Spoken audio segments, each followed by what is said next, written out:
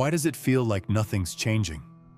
You've done the work, visualized the life, spoken the affirmations, but your reality? Still stuck.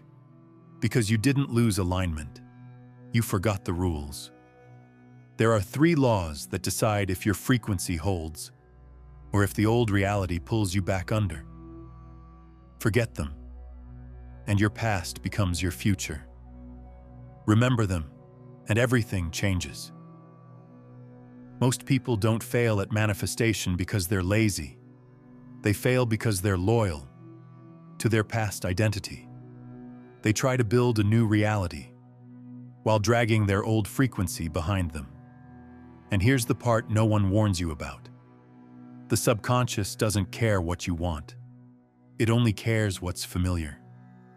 So even when you start shifting your thoughts, your body, your emotions, and your nervous system, still report to the old version of you, the broke version, the anxious version, the one who expects the worst and calls it realism. And unless that identity dies, the old life survives. That's the first trap. You're trying to upgrade your world without deleting the user profile that created it. So let's get into it. 3 things you must never forget while manifesting, or you'll stay stuck in an energetic Groundhog Day, calling it fate. Every version of you exists at a frequency, not a metaphor, an actual vibrational signature etched into your nervous system, encoded in your subconscious, broadcast 24/7, whether you're aware of it or not. And the version of you that created your current reality, that version didn't just disappear because you set a new intention. It's still alive, under the surface, and it's fighting for survival. Because frequencies aren't just signals, they're identities, and identities are stubborn. They don't care about your affirmations. They care about staying relevant. You can change your goals, read 20 books, chant mantras in the mirror until your voice cracks. But if you don't kill the old frequency, it will find a way back into the driver's seat. Here's how it fights back. It doesn't show up in obvious ways. It shows up as logic, caution, common sense. You've tried this before. Don't get your hopes up. This just isn't who you are. It wears the mask of self-protection, but it's really spiritual sabotage. Because the subconscious mind doesn't care what you want. It cares what's familiar. And if stress, scarcity, and disappointment are familiar, that becomes the gravitational pull of your identity. And unless you break that gravitational field, your life will orbit the same emotions, the same patterns, the same results, just dressed in different circumstances. Let's be clear. This isn't just psychology. It's spiritual law. As a man thinketh in his heart, so is he. Proverbs 23:7. It doesn't say, as he thinks in his head. It says, in his heart. Because the heart, the subconscious, is where your true identity lives. And that identity is sacred. It's the blueprint your reality is printed from. So if you don't change the blueprint, you'll keep printing the same outcome. Even worse, the more you desire change, while carrying the same internal signal, the more resistance you create. Because you're sending 2 opposing commands to the universe. I want this, and I'm not it. That inner contradiction creates delay, confusion, failure, and you call it bad luck. But it was really just energetic conflict. To shift timelines, you have to choose, not just consciously, but emotionally, energetically, existentially. You have to refuse the old self, refuse its narrative, refuse its panic, refuse its scarcity, and most importantly, refuse its ownership over your future. The old frequency won't go quietly. It will test you. It will tempt you to return to the known, to shrink, to compromise, to settle. And if you entertain it, even for a moment, you re-download the entire identity package. You become the signal again, and reality obeys. So the first law is simple but brutal. You cannot manifest the new until you emotionally divorce the old. Let it die. Let the version of you that settled, begged, and waited be buried, because resurrection only comes after death. Reality doesn't respond to what you say. It responds to what you feel, because in the realm of manifestation, emotion is the ink, and your subconscious is the pen. Words don't impress the universe. Energy does. So while you're chanting affirmations like a broken record, the universe is eavesdropping on something else. Your emotional charge. I'm abundant, but you feel anxious.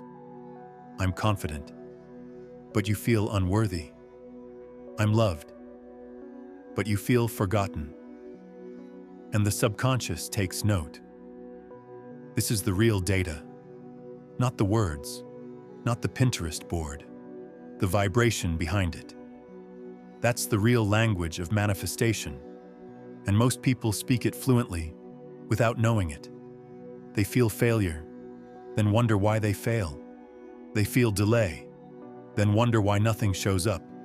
They feel ignored, then wonder why nobody responds. Here's the dangerous part.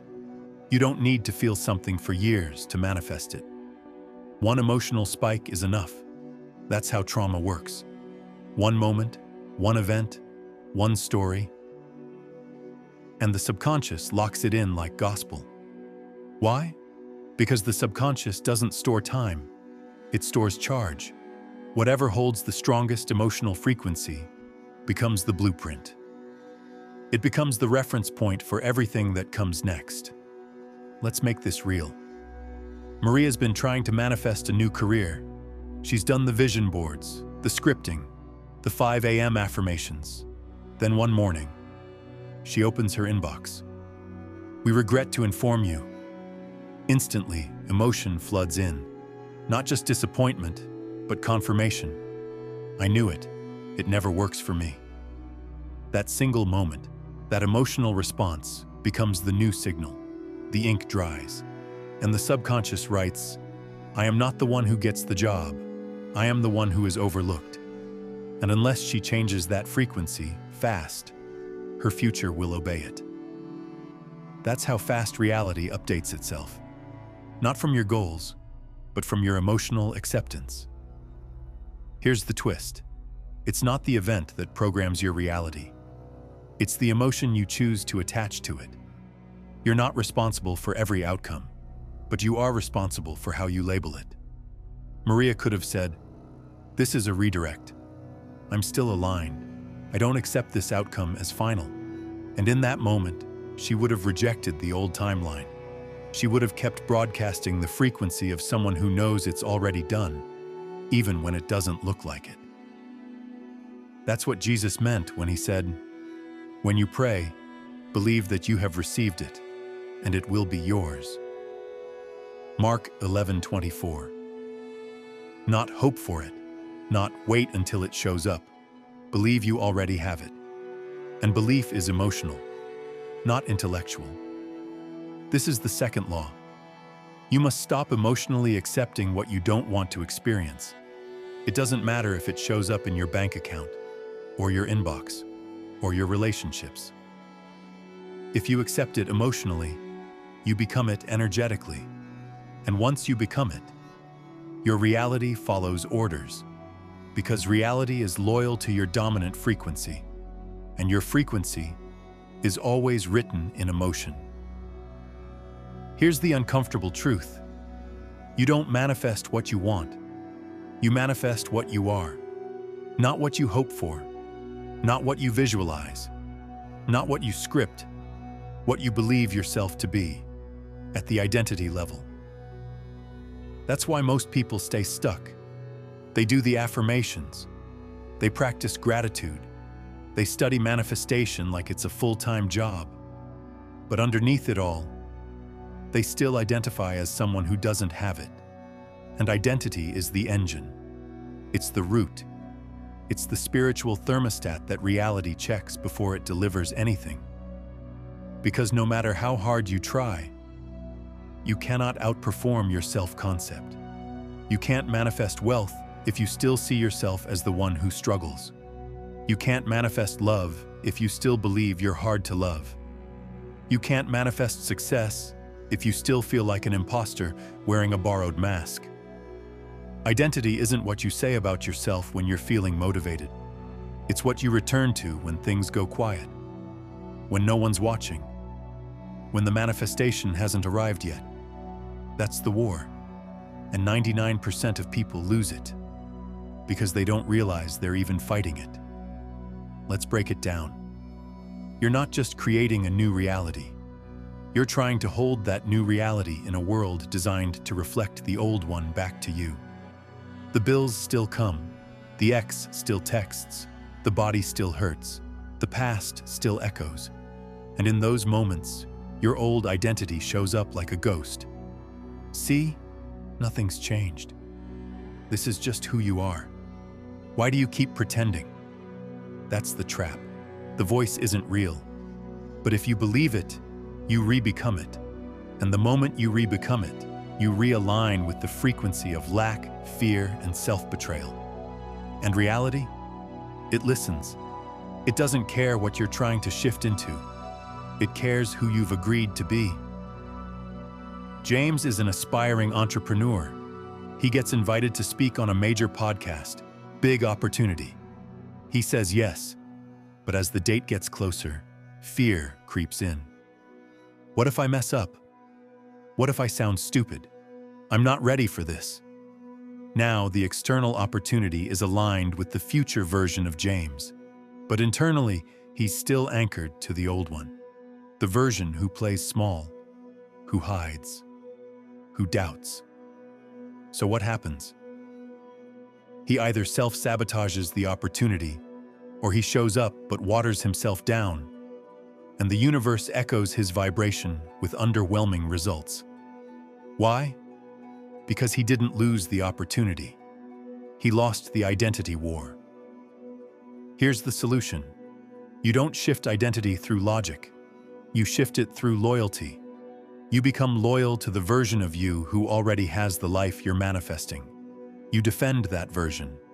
You think like them, feel like them, decide like them, walk like them. Even when the world reflects the opposite, especially when the world reflects the opposite, because that's the test.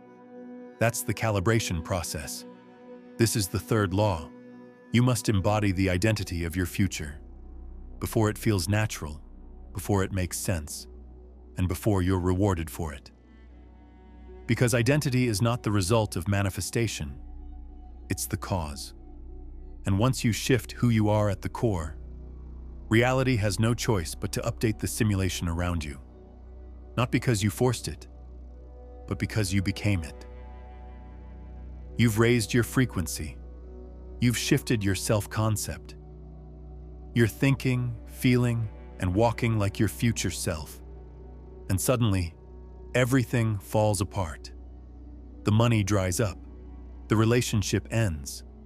The opportunity ghosted you. Your confidence cracks. And you ask the question every person asks right before the miracle. Why does it feel like everything is collapsing? Because it is. But not in the way you think. This collapse isn't punishment. It's purging. The life you prayed for, the frequency you aligned with, requires a complete reorganization of everything that's out of sync with it. That includes people, habits, places, thought patterns, even your physical surroundings. And so, the universe does what your ego never would. It strips away everything built on your old identity. So there's space for the new one to land. But here's the catch. It won't look divine. It'll look like rejection, like delay, like betrayal, like failure. Because your nervous system is wired to fear uncertainty, even when that uncertainty is a bridge to your highest timeline. So when the breakdown begins, the average person does what feels logical. They interpret it as a sign they've failed. Maybe I shouldn't have let go of that job. Maybe I wasn't ready for this. Maybe this manifestation stuff doesn't work. And that's when they fall back into old patterns, old identities, old frequencies, right before the breakthrough. In the Bible, the prophet Elijah performs miracles, stands boldly in his calling, and then he's hunted, alone, hiding in a cave, begging for death. But in that silence, in the breakdown, God whispers to him, not through fire, not through storms, but through a still, small voice. And in that moment, Elijah's entire trajectory shifts, but only because he stayed present through the collapse. This is the universal law people forget. The breakdown is a divine filter. It reveals whether you were aligned for the outcome, or just emotionally renting the identity. It asks, do you still believe it's yours, even when nothing around you reflects it? Do you still act like it's done, even when everything says it's not? Because that belief, without evidence, that is the final lock before reality shifts. This is the fourth truth behind manifestation. You will always be tested right before the timeline collapses in your favor. And the test isn't about strength, it's about stability. Can your frequency hold, even when reality tries to tempt you back into your past? If you can answer yes, the universe will answer back. And what looked like chaos was really just a cosmic detox, clearing space for the very thing you said you were ready to receive. Most people misunderstand repetition. They see it as failure in disguise, a cosmic loop, a punishment for not getting it right the first time. But in the realm of consciousness, repetition is initiation. It's the friction that polishes identity, the tension that breaks false patterns, the sacred rinse cycle that purges the subconscious of its outdated codes. You're not repeating because it isn't working. You're repeating because you're recoding reality, line by line, layer by layer. The mind learns through logic, but the subconscious learns through rhythm. And nothing is more rhythmic than repetition. Affirmations, visualization, meditation, movement, all of it is sacred if done with presence, not performance. Because in spiritual science, repetition is the gateway between timelines. It's how you hammer a new frequency so deeply into your nervous system that your current reality no longer recognizes you. But here's where it gets spiritual. Repetition isn't about effort. It's about imprinting. When you repeat a belief with full emotional conviction, you're not just practicing, you're broadcasting. And the universe responds, not to effort, but to consistency of signal. That's why most people never collapse timelines. They're consistent with their words, but erratic with their emotions. They say, I am powerful, but still react like victims. They say, I am wealthy, but feel anxiety every time they pay a bill. They say, I am love, but search for validation like beggars. This is why their manifestations stall. Not because the universe is ignoring them, but because their vibration is unstable. Let's revisit Malik. Every morning he says, I am wealthy, I am free, money flows easily to me. But deep down, he's still gripping lack. He tracks every dollar like a detective. He panics when a payment is late. He avoids generosity because, what if I don't have enough later? Now, to the untrained eye, he's doing everything right. But to the quantum field, his dominant frequency is still fear. So what happens? He attracts more waiting, more uncertainty, more evidence to support his hidden belief. Wealth is not safe. Wealth is not me. But something shifts when Malik stops using repetition as a wish and starts using it as a statement of identity.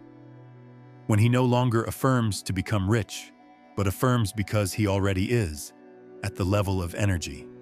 That shift from desire to embodiment is where the portal opens. Because when your frequency stabilizes around a new identity, the simulation must adjust. Scripture confirms this. Faith comes by hearing, and hearing by the word. Romans 10:17. But hearing here doesn't mean sound. It means inner reception, resonance, alignment. Faith isn't built through hype. It's built through spiritual saturation. That's what repetition is. Not an empty loop. A saturation chamber, where old beliefs are drowned out by the weight of a new vibration. Here's what nobody tells you. The moment your repetition no longer feels exciting, you've just reached the doorway. Because boredom is resistance leaving the system, and on the other side of that boredom is belief. But most quit there. They misinterpret stillness as stagnation, when in truth, stillness is a sign that the old programming has been overwritten. This is when you must keep going. This is when reality is listening most. Because what you repeat with unwavering emotion becomes law in your subconscious. And what becomes law there must materialize out here. This is the fifth law. Repetition is not a delay, it is a download. And every repetition, spoken with presence, felt with power, defended like truth, is another line of code embedded into the matrix of your becoming. So say it again. Not because you need to convince yourself, but because the new world is already listening. In the high-frequency art of manifestation, non-reaction isn't weakness, it's warfare. Most people think the work is done when they visualize, affirm, and act as if, but then reality punches them in the gut, and they flinch. They emotionally cave in, they react, they spiral, and in doing so, they unknowingly hit rewind on their manifestation. Because here's the most uncomfortable truth in metaphysics. Every emotional reaction to what you don't want is an energetic agreement to stay there. The universe doesn't hear your logic. It doesn't care about your plans. It hears your emotional signatures, your energetic receipts, and whatever you emotionally charge, you activate. Whatever you resist with fear persists through frequency. You were taught that reacting means you're human, but in spiritual law, reacting means you're entranced, still hypnotized by the illusion, still triggered by the simulation, still owned by the very matrix you said you came to transcend.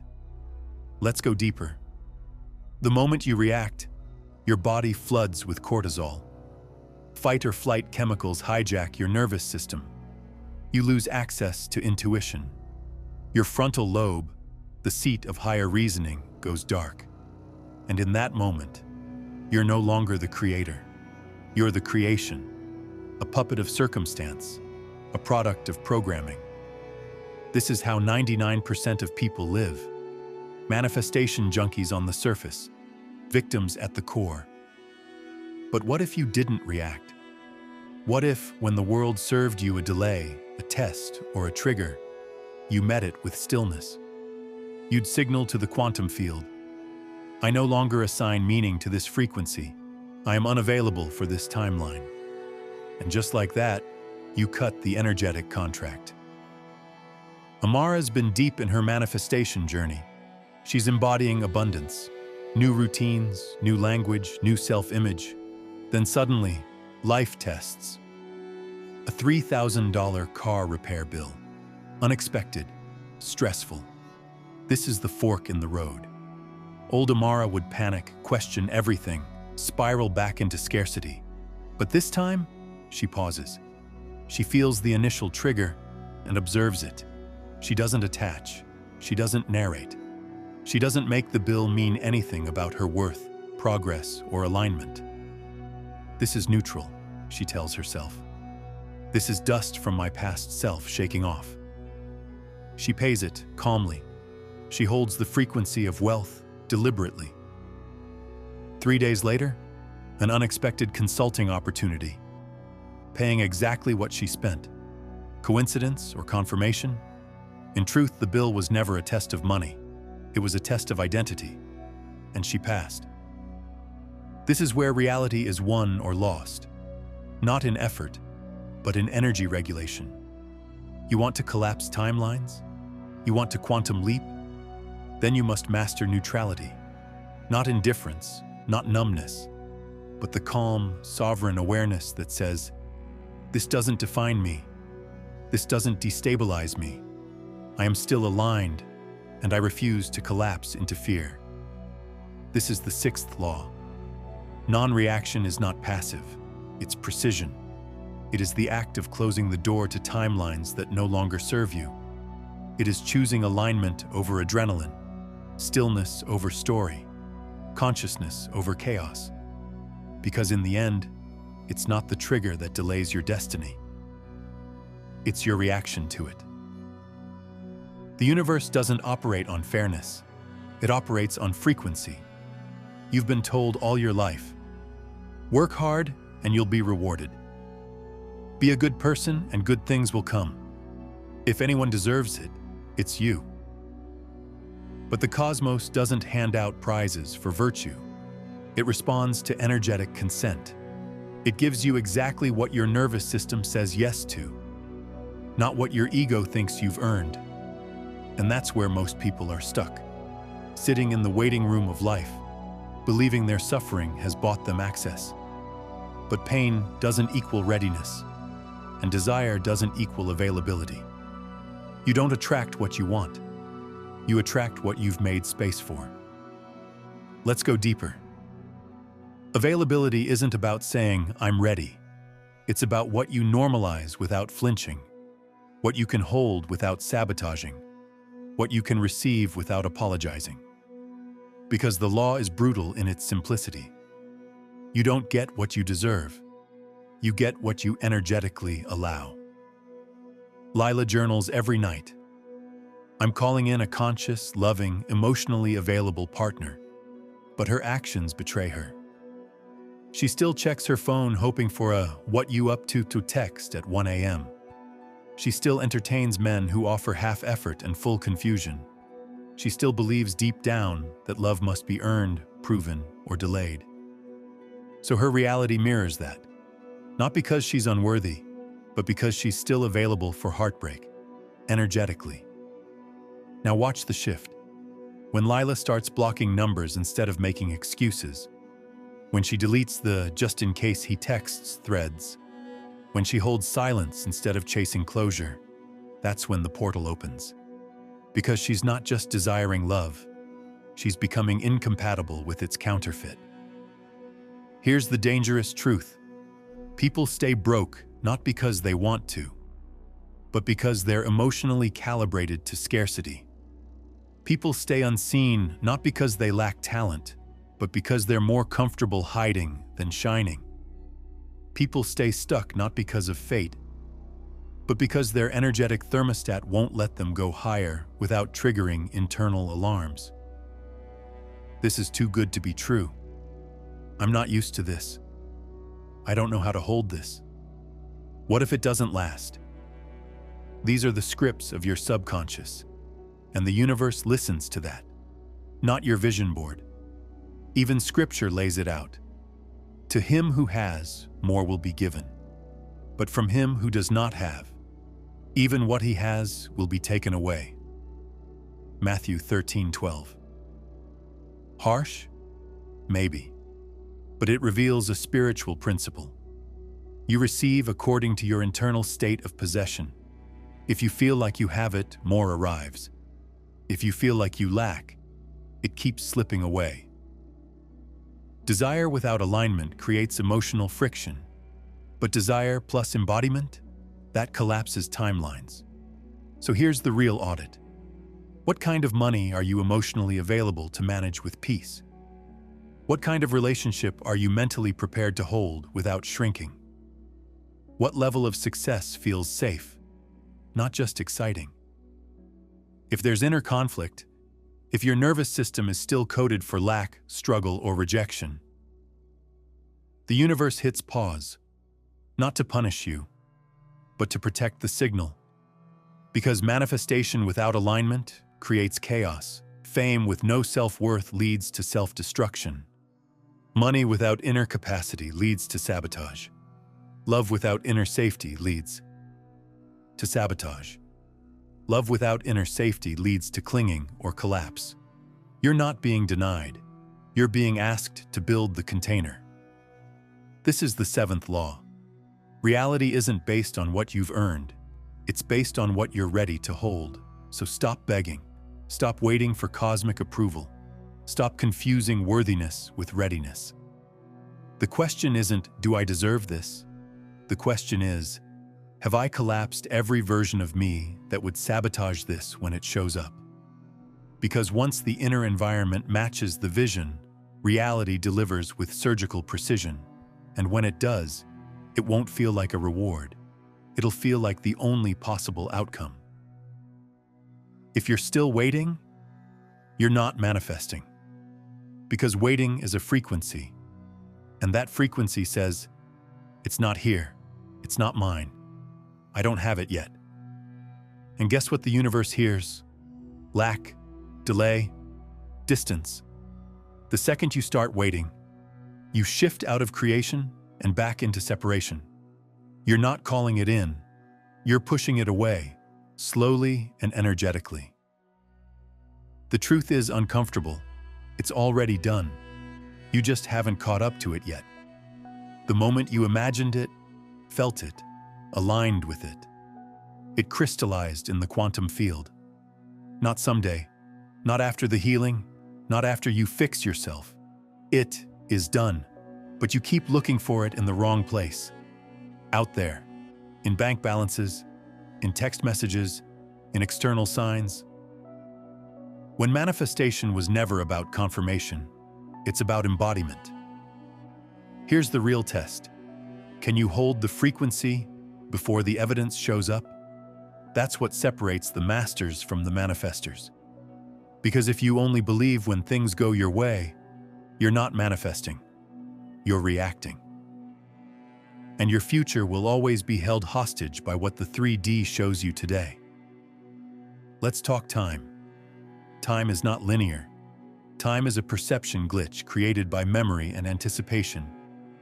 The quantum field doesn't operate on minutes.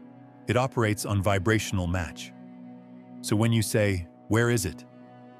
Why is it taking so long? What if I missed it? You're not being curious. You're collapsing into a timeline where it hasn't happened yet. Every time you doubt, you step back into the version of you who doesn't have it. And every time you affirm without feeling, you're just decorating your prison. Elias had been working on closing a $1.2 million contract. He visualized, aligned, prepped. Everything looked perfect until the deal stalled. 2 months passed. No word. The old version of him would have panicked, started micromanaging, doubting, shrinking. But not this time. This time, he acted like it was done. He restructured his business around the assumption that the money was coming. He hired staff. He upgraded systems. He walked like it was already here. Not out of delusion, out of alignment. 3 days later, the deal closed. Out of nowhere. Full amount. The delay? Just a test of identity. The universe wasn't checking his faith. It was checking his frequency integrity. Even Scripture whispers this truth. Whatever you ask for in prayer, believe that you have received it, and it will be yours. Mark 11:24. Not believe it's coming, not believe it might happen. Believe that you have already received it. That's the secret. The timeline has already collapsed. You just haven't felt it long enough for the illusion to rearrange itself. So here's the shift. Stop asking, stop chasing, stop waiting, start walking like it's already yours. Because in spiritual law, your life bends not to the strongest desire, but to the most stable identity. And when that identity becomes unshakable, reality has no choice but to adjust. This is the 8th law. It's already done. Your job is to stop checking the door and start living like you walked through it. Here's the biggest lie in manifestation, that it's about things. Money, relationships, cars, followers, vacations, titles. But you were never trying to manifest things. You are trying to manifest a version of you who already has them. Because all things are byproducts. What you're actually calling in is an identity. Let's say you want $500,000. That number isn't just digits in your account. It's a frequency, a version of you who feels powerful with money, trusts the flow of abundance, and no longer operates in survival mode. Or maybe you want deep, passionate love. What you're really after? The version of you who feels worthy of being seen, chosen, and kept. Who no longer chases, performs, or tolerates crumbs. You don't want the car. You want the version of you who drives it without guilt. You don't want the followers. You want the version of you who feels worthy of influence, without shrinking.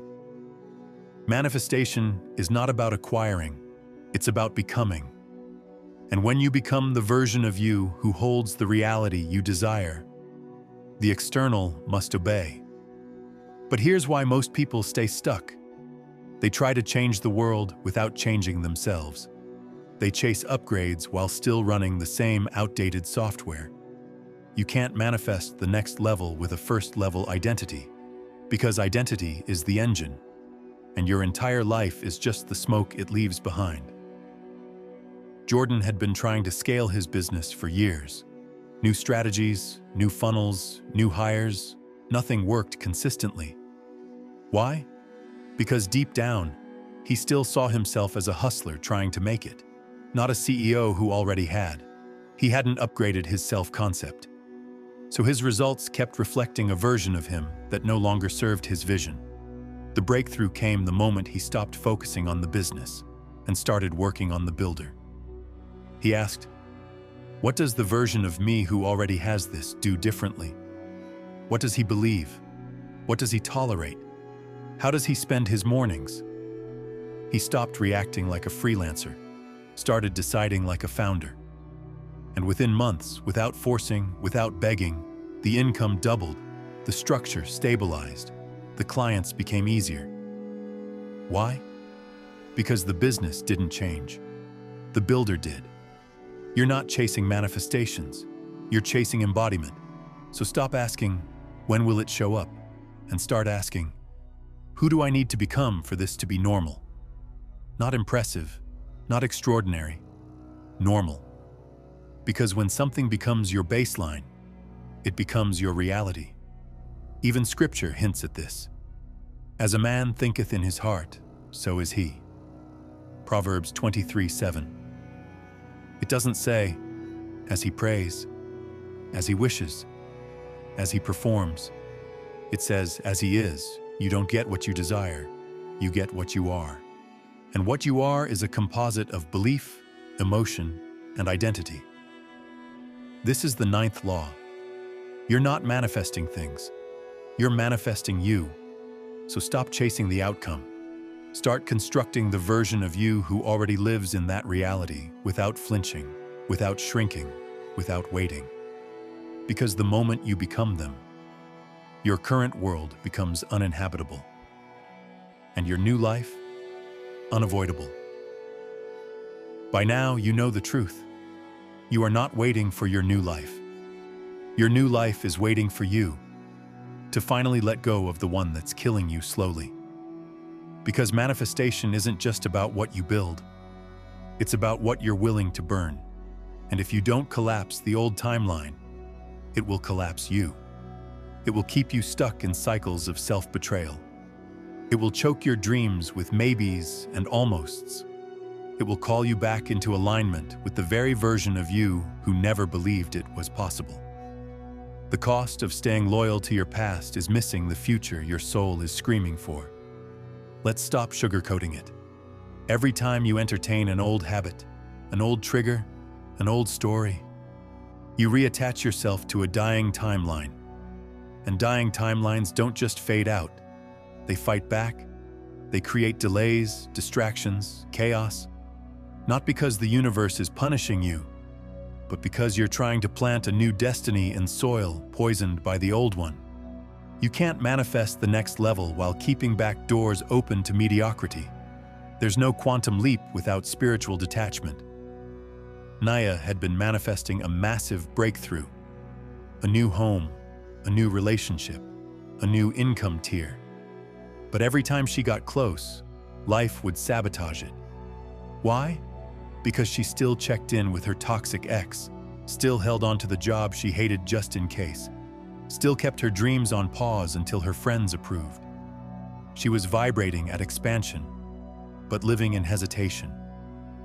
The shift came the moment she decided, I would rather feel lonely in alignment than comfortable in my old cage. She blocked the number, quit the job, stopped explaining herself, and almost overnight, everything moved. Doors opened, synchronicities exploded. Because life was never holding her back, she was. This is the final law. You can't serve two timelines. You either align with your next self or protect your past one, but not both. So here's the gut check. What are you still tolerating that doesn't exist in your desired reality? What are you still holding on to that the next version of you has already buried? What story do you keep telling yourself that gives your old self permission to keep breathing? Because that story, that hesitation, that one habit, that's the string keeping the old timeline alive. Collapse it, delete the number, cut the excuse, end the cycle, close the loop, not with fear, with finality. Because once you fully let go, without flinching, reality shifts with terrifying speed. Doors that were bolted shut swing open. People start treating you differently. Resources show up out of nowhere. And the chaos? It silences itself. Because the version of you that created it no longer exists. So stop looking for signs. Stop stalling in spiritual limbo. Stop dragging expired versions of you into a future they were never meant to survive. Collapse the old timeline before it buries your potential. This isn't just about manifestation, it's about liberation. And the moment you become unavailable for anything that contradicts your next level, that level becomes inevitable. It's not magic, it's law. And you are the one who enforces it. Now you know. Manifestation isn't a technique. It's not something you practice. It's something you become. You're not waiting for signs. You're not waiting for timing. You're not waiting for the stars to align, the trauma to heal, or the algorithm to pick you. You're waiting on one thing, the death of who you used to be. Every single chapter was never about attracting a better life. It was about burying the one that was never yours to begin with. Because your new reality doesn't come when you ask. It comes when you embody. It comes when you stop negotiating with fear. Stop playing small so others feel safe. Stop praying for signs when you are the sign. This isn't about getting what you want. It's about becoming someone who would never settle for anything less. So ask yourself right now, what frequency are you truly living from? What identity are you unwilling to let go of? What version of you is still afraid of what happens when it finally works? Because that fear, that hesitation, that subtle voice whispering, "Who do you think you are?"